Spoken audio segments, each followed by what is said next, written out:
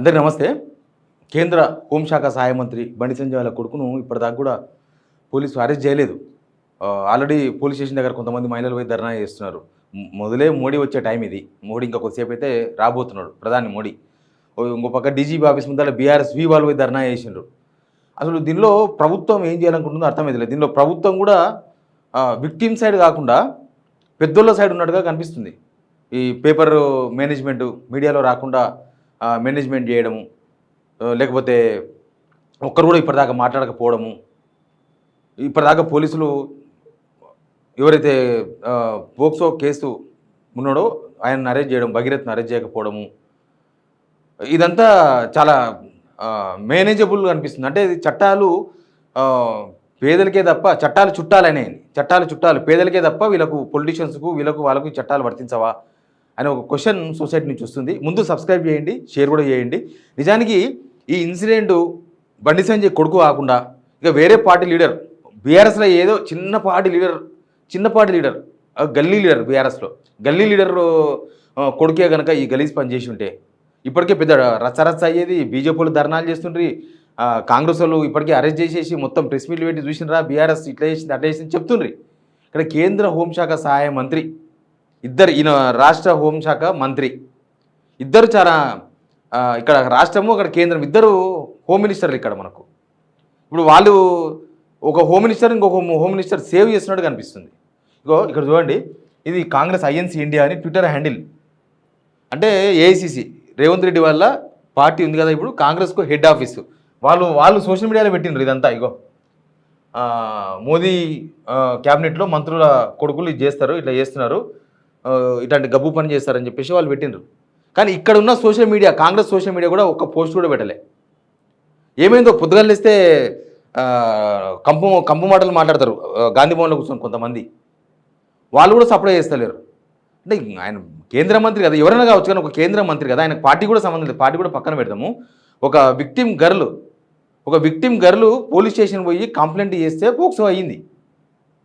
దాన్ని కూడా చాలా బలవంతంగా పెట్టినారు పోక్సో కేసు. చాలా బలవంతంగా పోలీసు వాళ్ళు ఆచితూచి రాత్రింబవలు కూర్చోబెట్టుకొని కేసు పెట్టినారు.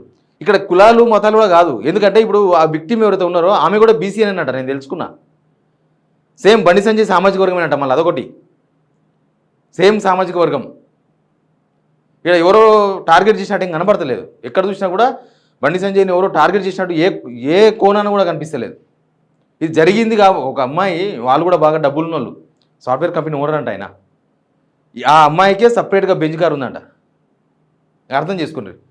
బండి సంజయ్ దగ్గర 1000 కోట్లు ఉంటే వాళ్ళ దగ్గర 3000 కోట్లు ఉంటాయంట. అంటే వాళ్ళు మనీ కోసం చేసిన వ్యవహారం కాదు ఇది. మరి ఎందుకు ఎంటర్టైన్మెంట్ చేసినారు అంటే బహుశా పెళ్లి చేసుకుంటామని హామీ ఇస్తే ఏమైనా చేసిండ్రా, మరి అందులో ఇదంతా జరిగిందా, తర్వాత పెళ్లి చేసుకోము అని వీళ్ళు దూరం జరిగిండ్రా, ఏం జరిగిందో. కానీ ఇక్కడైతే ఒక మైనర్ గర్ల్, ఇది విత్డ్రా చేసుకునే కేసు కూడా కాదు, ఆల్రెడీ ఎఫ్ఐఆర్ అయింది. ఇది విత్డ్రా చేసుకొని ఇక కాంప్రమైజ్ అయిపోయి మాట్లాడుకునే కేసు కూడా కాదు. కానీ ఎందుకు డిలే చేస్తున్నారో అర్థం కాలేదు. బండి సంజయ్ కూడా ట్వీట్ చేసింది నిన్న, ఈ మా కొడుకు విషయంలో మేము న్యాయాన్ని నమ్ముకున్నాము, చట్టాన్ని నమ్ముకున్నాము, ఏదైనా సరే న్యాయస్థానంలో తేలుతుంది అని చెప్పి ఆయన ట్వీట్ చేసిండు. మరి అట్లాంటప్పుడు ఇంకా ఆయన అరెస్ట్ ఎందుకు ఆపుతున్నారు, ఎందుకు ఆగిపోయింది అరెస్ట్ ఎందుకు అయితలేరు? నేను మీకు విజువల్ చూపిస్తా, ధర్నాలు ఎట్టయితే చూపిస్తాను మీకు. మోడీ వచ్చే ముందర ఇట్లాంటి ధర్నాలు రాష్ట్రంలో జరగడం ఏమని అర్థం చేసుకోవాలి. బీఆర్ఎస్ వాళ్ళు పోయి డీజీపీ ఆఫీస్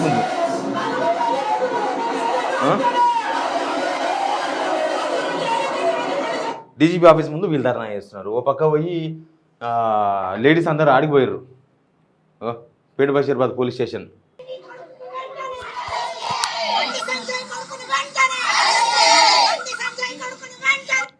ఇవి ఇందరితో ఆగితట్లేదు, పెద్ద కథ జరుగుతుంది. ఎందుకంటే ఇది మామూలు కేసు కాదు, తప్పించుకునే కేసు కానే కాదు. బండి సంజయ్ ఇన్ని రోజులు వాళ్ళ కొడుకుని దాపెట్టినా అది అరెస్ట్ కాక తప్పదు. మీడియాని మేనేజ్మెంట్ చేసినట్టు చట్టాలు మేనేజ్ చేయలేరు. నాకు పొద్దుగాల చూస్తే సిగ్గైంది. నేను కూడా మీడియా నుంచి వచ్చినోనే, నాకు ఆ పేపర్లను చూస్తే సిగ్గు కాదు, నా తలకాయ వంచుకున్నా ఒకసేపు.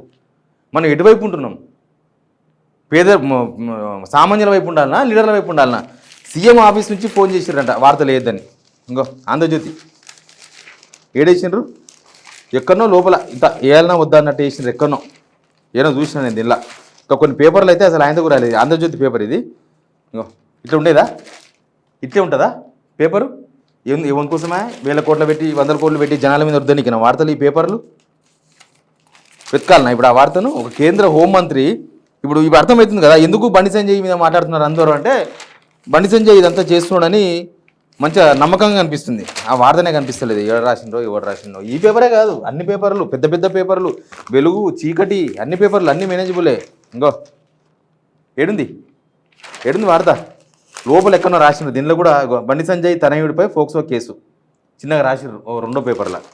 ఇక సాక్షి వీళ్ళకి ఏం రోగం వచ్చిందో తెలియదు. వీళ్ళకైతే మొత్తానికి అసలు కనీసము వాళ్ళు ఏదో నిన్న వాళ్ళు ప్రెస్ నోటో ఏదో సంథింగ్ ఇచ్చిర్రు కదా, ఏమని ఇదంతా హనీ డ్రాప్ అని. కనీసం హనీ డ్రాప్ వాడతాను రాయస్గా, తర్వాత జనం చూసుకుంటారు. ఇక రాసిర్రు బండి సంజయ్ కుమార్పై కింద స్నేహం పేరుతో బ్లాక్మెయిల్. ఇక మిగతా పేపర్లు నేను చెప్పినా కదా, వెలుగు, చీకటి, ఇక రకరకాల పేపర్లు అసలు వార్తలే లేవు. దిశ పేపర్ ఎవరి కోసం నిలబడుతుంది మీడియా? సరే వాళ్ళు ఎవరో మేనేజ్ చేస్తారేమో, కానీ వార్త రావాలి కదా.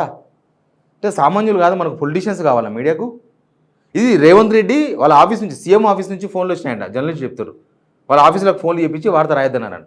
అసలు ఇది ఎవరిని కాపాడుతున్నారు? రాష్ట్ర హోంమంత్రి, కేంద్ర హోంశాఖ మంత్రి, సహాయ మంత్రిని కాపాడుతున్నాడా? దేనికోసం కాపాడుతున్నాడు? ఆయన గొప్ప ఘనకార్యం జరిగిందా? అక్కడ విక్టిమ్ ఉన్నారు కదా, విక్టిమ్ కేసు పెట్టింది కదా, అది వార్త కదా మీడియాకు? అసలు రేవంత్ రెడ్డి ఏం చెప్పదలుచుకున్నాడు? మర్చిపోయిన మల్కాజ్గిరి కమిషనరేట్ సుమతి మేడం మొన్న దిల్షార్లా మిడ్ నైట్ నిలబడి మహిళలకు రక్షణ లేదని నిరూపించింది కదా. ఇప్పుడు ఏంది అక్కడ? ఒక మైనర్ బాలిక విషయంలో ఆమె కమిషనరేట్లకే వస్తుంది అనుకుంటా, మల్కాజ్గిరి కమిషనరేట్లకే వస్తుంది. సుమతి మేడం ఇజ్జత్ తీసుకోకండి. పోలీసు వాళ్ళు, రాజకీయ నాయకులు ఉంటారు పోతారు, కానీ ఇప్పటిదాకా అరెస్ట్ చేయకపోవడం ఏంది? అబ్స్కాన్లో ఉన్నాడు ఆయన, దొరుకుతలేడా? చెప్పండి, అర్థం చెప్పండి మీడియాకు, దొరుకుతలేడని చెప్పండి. ఇంకా జనాలుగా మీడియాని నమ్మకండి. మీడియా సామాన్యుల వైపు లేదు అని చెప్పడానికి ఇదే నిదర్శనం. ఆయన కేంద్ర హోంశాఖ సహాయ మంత్రి కొడుకు కాబట్టి వార్త రాయలేదు, అంతే కదా. రేవంత్ రెడ్డి మేనేజ్ చేసింది కాబట్టి వార్త రాయలేదు, అంతే కదా. ఇంకా సామాన్యుడు ఎక్కడ ఉన్నాడు? మహిళల భద్రత ఎక్కడ ఉంది? అసలు మహిళలు ఎవరు? వీళ్ళు ఏం మాట్లాడతారు పొద్దుగాలు లేస్తే? రేవంత్ రెడ్డి గారు పొద్దుగాలు లేస్తే నీతి వాక్యాలు మాట్లాడతారు, కానీ ఏం జరుగుతుంది? ఒక్క మాట కూడా మాట్లాడతారు. చూసినా క్లిక్ అంటలేరు. ఎందుకు? ఫ్రెండ్షిప్ ఉంటే ఉండని. రాజకీయ పార్టీల మధ్య, రాజకీయ నాయకుల మధ్య ఫ్రెండ్షిప్ ఉంటుంది. బండి సంజయ్కి రేవంత్ రెడ్డికి ఫ్రెండ్షిప్ ఉంటే మనమేం తప్పడాల్సిన అవసరం లేదు, ఉండొచ్చు ఫ్రెండ్షిప్ రాజకీయ నాయకుల మధ్య.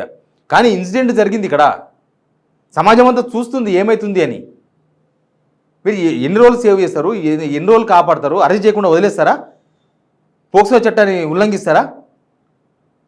ఆల్రెడీ పోలీసులు ఆడ కేసు పెట్టినకే నానా తంటాలు పడిపించి రాత్రి అర్ధరాత్రి దాకా 12:30 దాకా, 6 గంటలకు పోతే 12:30 దాకా కూర్చోబెట్టి అమ్మాయితో కంప్లైంట్ తీసుకున్నారట.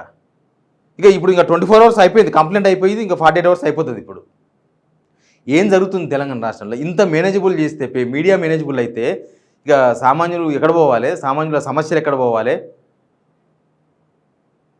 మొత్తం ఎలక్ట్రానిక్ మీడియా మొత్తం ఇదంతా హనీ ట్రాప్ అనేసిండ్రు. ఇంకా మళ్ళీ రెండో వార్తనే వేయలేదు, రెండోసారి వీడియోలో వేయలేదు, రెండోసారి న్యూస్ లేదు, హనీ ట్రాప్ అంతవరకే. మరి అమ్మాయి కంప్లైంట్ చేసింది, ఆ వార్త ఎందుకు రాలేదు? ఎందుకు కాపాడుతున్నారు? ఎవరు కాపాడుతున్నారు? అసలు ఏమవుతుంది రాష్ట్రంలో? సామాన్య జనం అర్థం చేసుకోవాల్సిన అవసరం ఉంది. ఇక్కడ చూడండి ఎట్లా ఉందో. ఒకవేళ అంటే వీళ్ళకు మీడియాకి ఏం వార్తలు కావాలంటే ఆశురెడ్డి వార్తలు, మంగ్లీ వార్తలు అవి కావాలి వీళ్ళకు, లేకపోతే ఇంకేమన్నా సినిమా వాళ్ళ వార్తలు అవి కావాలి. ఇవి వద్దు, సామాన్యుల వార్తలు వద్దు. ఇప్పుడు ఆ విక్టిమ్ ఫ్యామిలీకి ఎవరు సపోర్ట్ చేయాలి? Media support ఉండొద్దా? సపోర్ట్ కాదు, కనీసం వార్త రాయొద్దా? ఎవరు మేనేజ్ చేసిర్రు? ఎట్లా మేనేజ్ చేసిర్రు? ఏంది ఇది? మీడియా ఫర్ సేల్ తెలంగాణలో. సీఎంఓ ఆఫీస్ మొత్తం కొనుక్కున్నది మీడియా, రేవంత్ రెడ్డి మొత్తం మీడియా కొనుక్కున్నాడు, అందుకే ఆ వార్త రాలేదు. ఇంకా కాంగ్రెస్ పార్టీ చూసినరా? వాళ్ళ నీతి చూసినరా? ఇప్పటిదాకా స్పందించలేదు అని అంటే కళ్ళు మూసుకోపోయి, కళ్ళు కనిపిస్తలేవు, మీకు చెవులు వినబడతలేవు, మీకు ఏం అర్థమవుతలే కదా. అంటే ఏం జరగలేదు, పిల్లి కళ్ళు మూసుకొని పాలు తాగింది పోయింది, అంతేనా? Please subscribe.